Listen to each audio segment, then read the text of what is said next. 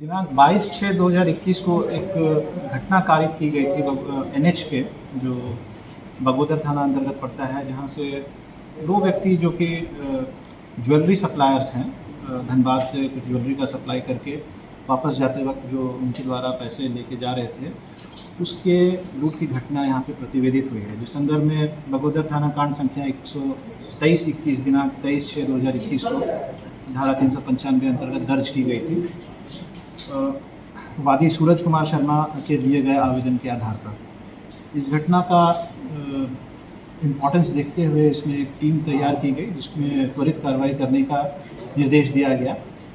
थाना प्रभारी बगोदर और उस क्षेत्र के अनुमंडल पुलिस पदाधिकारी के द्वारा अच्छा काम किया गया है। इसमें संदिग्ध 4 लोगों को अब तक गिरफ्तार किया गया है। इनके पास से जो लूट का पैसा है, जो इनके हिस्से का पैसा बनता था, वो बरामद की गई है।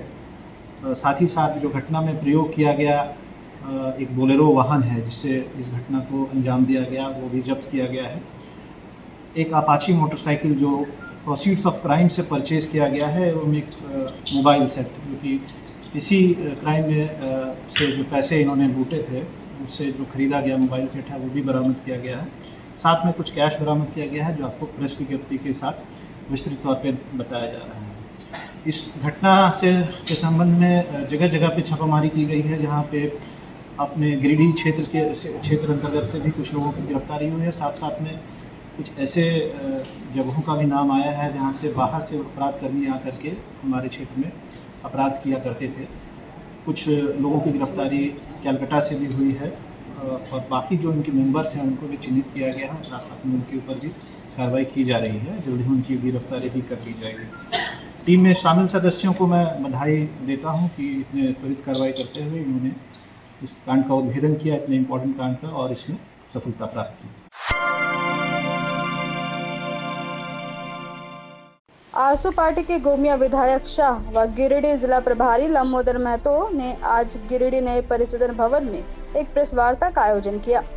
प्रेस वार्ता में उन्होंने बताया कि सांसद चंद्र प्रकाश चौधरी और गिरिडीह आजसू पार्टी के कार्यकर्ताओं के प्रयास से गिरिडीह जिले का कांची भारत सरकार के द्वारा गिरिडीह में मेडिकल कॉलेज की स्वीकृति दे दी गई है, जिसे लेकर जगह चिन्हित की जा रही है। जल्द ही इसकी प्रक्रिया पूरी की जाएगी। इसके लिए उन्होंने यहाँ के प्रतिनिधि और कार्यकर्ताओं को धन्यवाद दिया। साथ ही खुशी जाहिर करते हुए मांग की कि कोविड-19 को देखते हुए आपदा प्रबंधन सूची में राज्य सरकार शामिल करे, ताकि राज्य सरकार के द्वारा लोगों को राहत मिल सके। इस मौके पर जिला अध्यक्ष गुड्डू यादव, केंद्रीय सचिव अर्जुन बैठा, संजय साहू, मनोज शर्मा, वीरेंद्र राम, दिनेश राणा, भोला साव, राजेश प्रजापति, रितेश सिन्हा सहित कई आसू कार्यकर्ता मौजूद थे। गिरिडीह जिला को यहाँ के माननीय सांसद चंद्र प्रकाश चौधरी जी और जो अन्य जनप्रतिनिधिगण है, यहाँ के सम्मानित जनप्रतिनिधिगण है, सारे लोगों के प्रयास से भारत सरकार के द्वारा भी आकांक्षी जिला के तहत गिरिडीह में मेडिकल कॉलेज देने की स्वीकृति दी गई। निश्चित रूप से ये गिरिडीह जिला के लिए और गिरिडीह जिला के सभी सम्मानित नागरिकों के लिए बहुत बड़ा खुशी का विषय भी है और एक बहुत बड़ी उपलब्धि भी इस गिरिडीह जिला के लिए। तो सबसे पहले मैं गिरिडीह जिला के सभी सम्मानित जनप्रतिनिधियों को और यहाँ के सम्मानित सभी भाइयों और बहनों को मैं अपनी ओर से हार्दिक बधाई देता हूँ कि गिरिडीह को भारत सरकार ने आकांक्षी जिला के तहत मेडिकल कॉलेज एंड हॉस्पिटल की स्वीकृति देने का काम किया है। भारत सरकार का ये प्रयास निश्चित रूप से बहुत ही सराहनीय है। गिरिडीह में निश्चित रूप से मेडिकल कॉलेज की आवश्यकता थी, जिसको पूरा करने का काम किया है।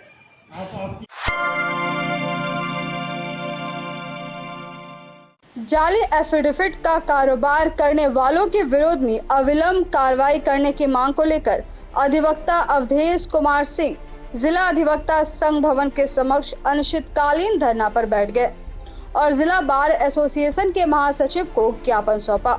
इस संबंध में अधिवक्ता अवधेश सिंह ने बताया कि पूरे जिले में जाली शपथ पत्र बेचने का काम धड़ल्ले से कई वर्षों से चल रहा है, जिसके कारण दूर दराज से आए लोगों को काफी परेशानी होती है। इस धरना को संज्ञान में लेते हुए बार एसोसिएशन के महासचिव चिन्नू कान धरना स्थल पर पहुंचे और इस तरह के जाली एफिडेविट बनाने वालों पर अंकुश लगाते हुए नोटरी बीबी सहाय को पकड़ा और उसे फटकार लगाते हुए अंतिम चेतावनी देते हुए 5,000 का फाइन देकर छोड़ा गया।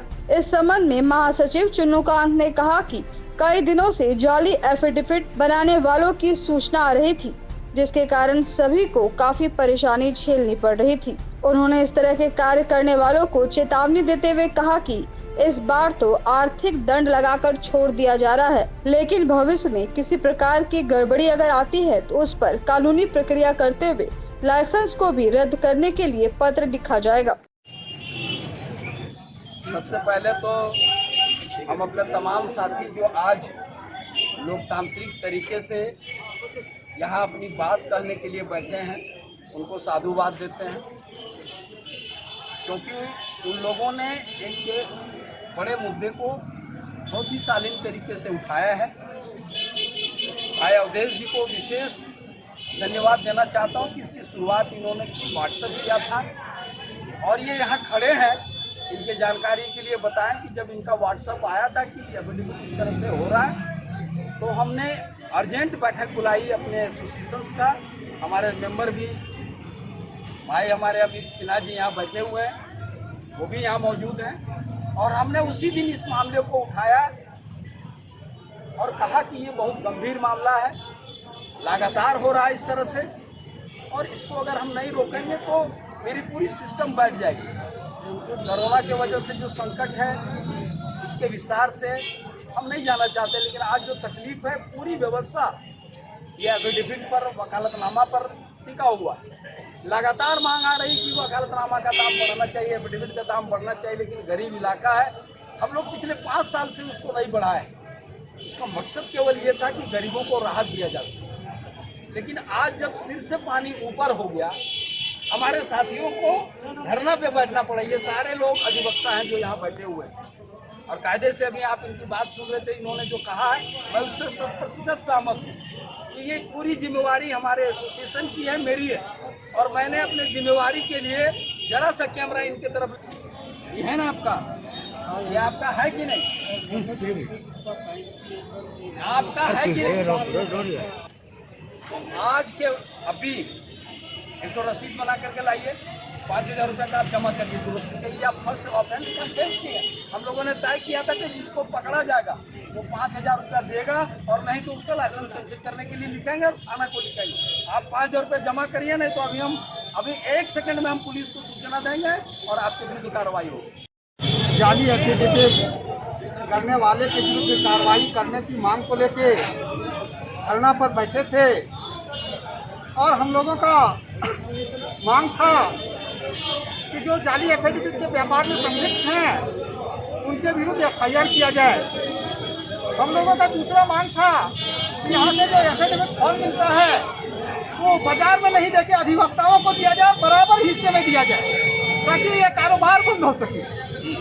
और तीसरा जो हम लोगों का मांग था कि जो एफिडेविट बिकता है यहाँ से उसका एक मासिक प्रतिवेदन सार्वजनिक किया जाए कि भाई क्या आय हो रहा है, और अगर किसी के विरुद्ध कार्रवाई होता है तो वो भी सार्वजनिक किया जाए। यही तीन मांग को लेके आज हम लोग धरना पर बैठे थे। यहाँ के अधिवक्ता मित्रों के साथ साथ, क्योंकि अधिवक्ताओं का मामला तो इससे जुड़ा हुआ ही है, लेकिन इसके साथ साथ हमारे किसान मंच के नेता, गिरिडीह संसदीय क्षेत्र के प्रत्याशी रह चुके योगेश्वर ठाकुर जी, किसान मंच के नेता देवेंद्र यादव जी, गंगाधर यादव जी, नबी अंसारी जी, हेमंत सोरेन जी, पाटिल सोरेन जी और छोटेलाल मरांडी जी, कि बाहर के भी लोग थे, क्योंकि वकीलों को तो दुख है ही, समाजसेवियों को भी इससे तकलीफ है, गिरिडीह की बदनामी हो रही थी। धरना के पश्चात सचिव महोदय ने मामले को संज्ञान में लिया, और मामले को संज्ञान में लेके तुरंत यहाँ नोटरी जिसके द्वारा ये फर्जी सर्टिफिकेट बनाया जा रहा था, फर्जी एफिडेविट बनाया जा रहा था, उनको बुलाया गया। और चूंकि इनका पहला गलती मानते हुए आज 5,000 जुर्माना करके उनका सब एक ही सीज कर लिया गया और 5,000 जुर्माना लगाया गया।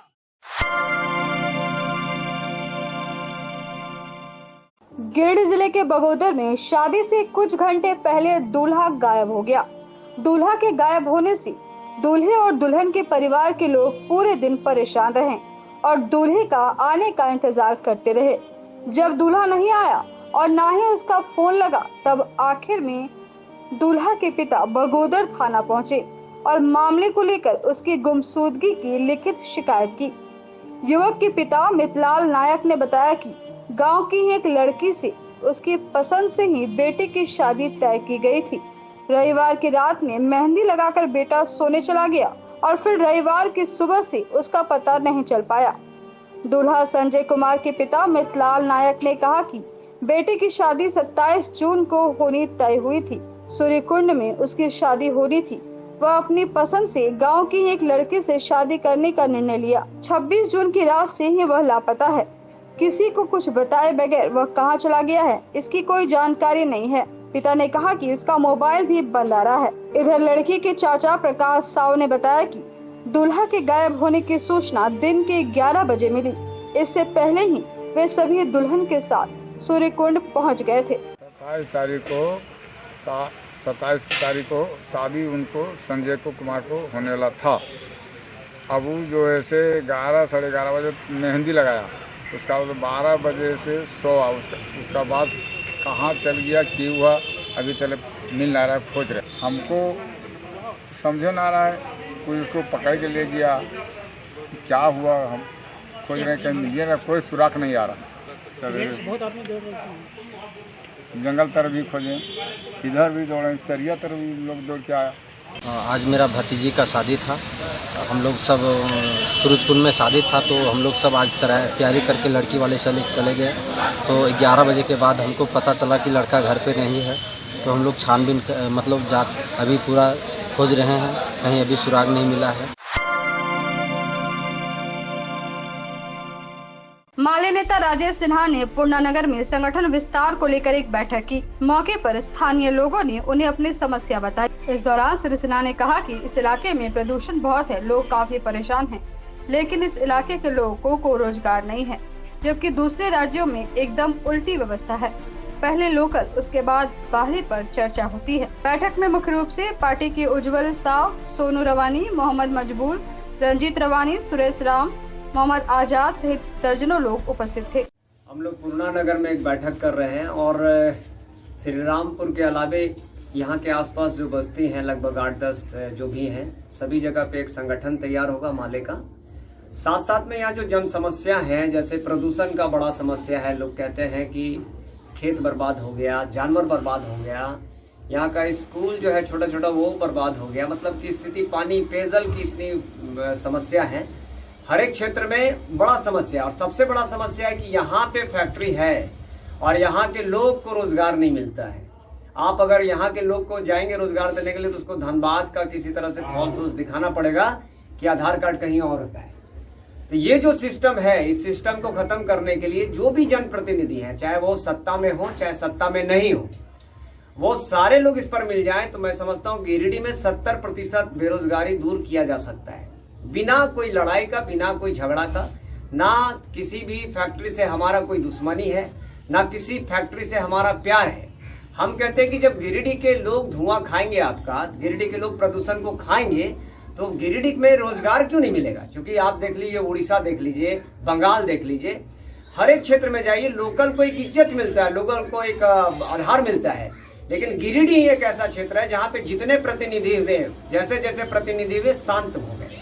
शांत नहीं होना है, बल्कि जो भी यहाँ के जनता है, जो भी यहाँ पे बेरोजगारी है, उन बेरोजगारों के बारे में सोचना, क्योंकि यही लोग आपको वोट किए हैं। निश्चित तौर पर भाकपा माले यहाँ पे जन अदालत लगाएगी और उस जन अदालत में हम चाहेंगे कि आसपास एरिया से धुआंधार एकदम भीड़ आए और अपनी अपनी समस्याओं को बताए कि कौन आपका जमीन लूट कर ले गया है। आज हमारे भाकपा माले के टीम ने जो काम कर रहा है वो गरीब के लिए काम कर रहा है। यहाँ का मजदूर बहुत दुखी थे, काम भी नहीं मिलता और बहुत चापा जैसे नल टूटा हुआ है, जो उसमें पानी पीने के लिए बहुत मुहताज आदमी है। हम भी कोई विधायक से बोलते हैं, मुखिया से बोलते हैं, इसका मतलब पानी के ऊपर को ध्यान नहीं देता है। इसलिए गरीब का सेवा करने वाला एक यही माली पार्टी है।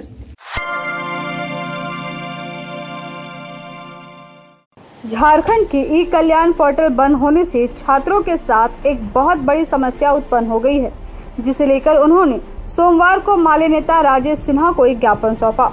इस दौरान छात्रों ने बताया कि कोरोना वायरस की वजह से सत्र अनियमित हो जाने के कारण झारखंड में वर्ष 2020 के लिए अभी तक बीएड की नामांकन की प्रक्रिया समाप्त नहीं हो पाई है, जबकि झारखंड सरकार द्वारा दिए जाने वाला ई कल्याण स्कॉलरशिप पोर्टल को 10 फरवरी को ही बंद कर दिया गया है। 10 फरवरी के बाद नामांकन कराए लगभग 4000 बीएड के ऐसे छात्र छात्राएं जो स्कॉलरशिप पाने के योग्य हैं, लेकिन इससे वंचित रह गए हैं। बीएड की 2 साल की पढ़ाई की फीस लगभग विभिन्न कॉलेजों में 1,40,000 है, जिसे बिना स्कॉलरशिप के एसटी, एससी तथा ओबीसी वर्ग के छात्रों के लिए भर पाना असंभव है। इसी को लेकर सभी अपने अपने विधायक तथा मंत्रियों को ज्ञापन सौंपकर सरकार से लगातार निवेदन कर रही हैं कि उन्हें भी स्कॉलरशिप भरने का मौका दिया जाए, पर सरकार के तरफ से अभी तक कोई ठोस कदम नहीं उठाए गए हैं।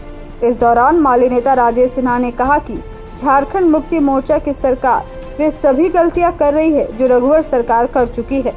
छात्रों के हित में स्कॉलरशिप का पोर्टल सरकार तत्काल शुरू करे, वरना सभी छात्र आंदोलन को बाध्य होंगे। मौके पर हसन रजा अंसारी, उमेश कुमार वर्मा, उमे हबीबा, अजय वर्मा, तुषार, सुंदन कुमार, पिंटू कुमार सहित कई लोग मौजूद थे।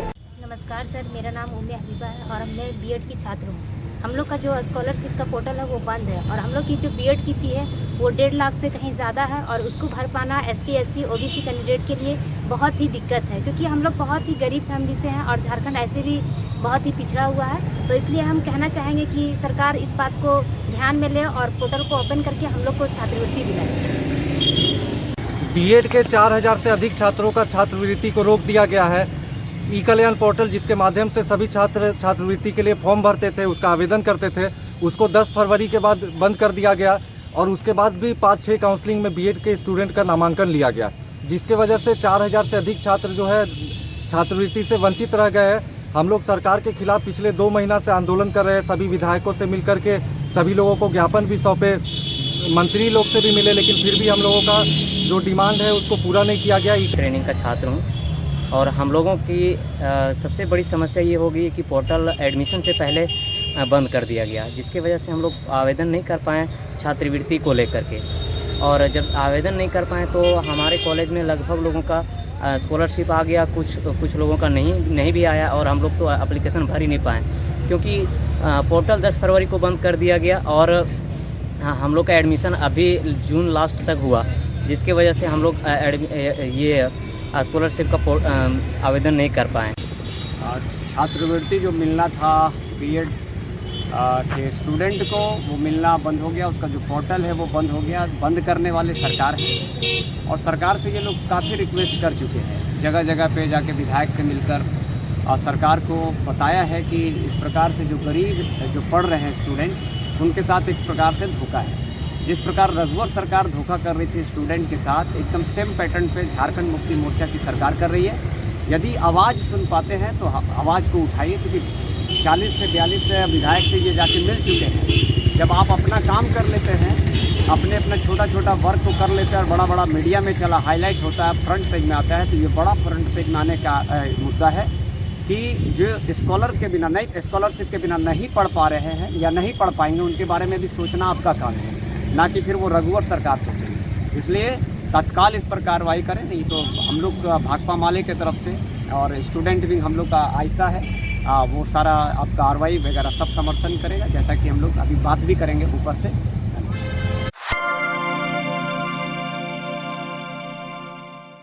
विश्व हिंदू परिषद झारखंड प्रांत की वर्चुअल बैठक हुई थी, जिसमें गिरिडीह जिला समिति का विस्तार किया गया था, जिसमें बिरनी प्रखंड निवासी निरंजन कुमार वर्मा को जिला सह संगठन मंत्री का दायित्व दिया गया है।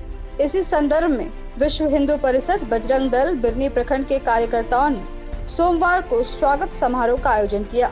समारोह की अध्यक्षता बालेश्वर साव ने की, वही संचालन बिरनी प्रखंड सह मंत्री कुंदन कुमार सिंह ने किया। इस दौरान कार्यकर्ताओं ने निरंजन वर्मा से मिलकर उन्हें बधाई दी। मौके पर कार्यक्रम को संबोधित करते हुए बिरनी प्रखंड के धर्म प्रचारक प्रमुख बबलू यादव ने कहा कि जब से यहां पर विश्व हिंदू परिषद बजरंग दल का गठन हुआ है, तब से लगातार निरंजन ने संगठन के प्रति समर्पण भाव से कार्य किए। 2015 से निरंजन बिरनी प्रखंड सह संयोजक का दायित्व निभा रहे थे और अपने कुशल नेतृत्व से पूरे बिरनी प्रखंड में संगठन विस्तार का जो कार्यक्रम हुआ है, इसमें निरंजन का अहम योगदान रहा है। इस दौरान निरंजन वर्मा ने कहा कि प्रांत से जो दायित्व उन्हें दिया गया है, उन्हें वह पूरी निष्ठा से निर्वहन करेंगे। कार्यक्रम में मुख्य रूप से बजरंग दल प्रखंड संयोजक ईश्वर पंडित, सह संगठन मंत्री कुंदन सिंह, प्रखंड संपर्क प्रमुख विशाल बजरंगी, आशीष वर्मा, सदानंद बर्नवाल, गौतम चौधरी, राजेश सिंह, चंदन गुप्ता, रवि बजरंगी, अजय बजरंगी, प्रभाकर बजरंगी, राहुल वर्मा, आशीष बजरंगी, सौरभ सेठ, सोनू बजरंगी, विक्रम बजरंगी सहित कई कार्यकर्ता उपस्थित थे। जय श्री राम। जैसा कि मुझे प्रांत से ऑनलाइन मीटिंग के तहत जिला सह मंत्री का दायित्व दिया गया है और मैं यही अपेक्षा रखता हूं अपने से और अपने सभी कार्यकर्ताओं से कि हम मिलजुल करके संगठन को पूर्ण रूप से विस्तार करेंगे।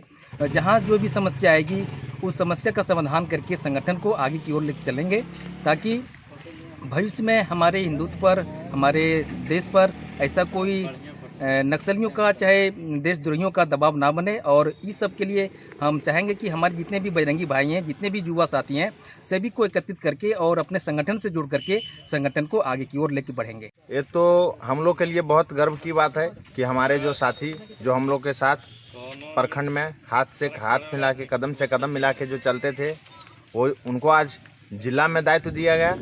इसलिए हम लोग उनसे यही अपेक्षा रखते हैं कि आप अब हम लोग का मार्गदर्शन कीजिए और हम लोग में जो त्रुटि है उसको निसंकोच उसका निवारण कीजिए, एवं आप जो है सो संगठन के प्रति आप जिला से जो भी सीख के आएंगे संगठन के प्रति यहाँ कुछ जानकारी दीजिए। और हम लोग हमारे बजरंग दल बिरनी की ओर से बहुत सारी शुभकामनाएं।